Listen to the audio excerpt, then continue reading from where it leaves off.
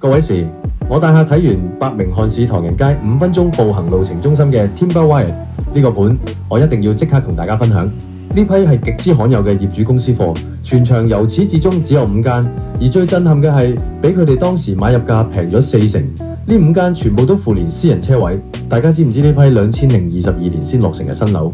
依家公司回籠資金喺伯明翰 B5 區，你要把個帶車位嘅2房新樓對上單位成交，起碼要35英鎊萬以上。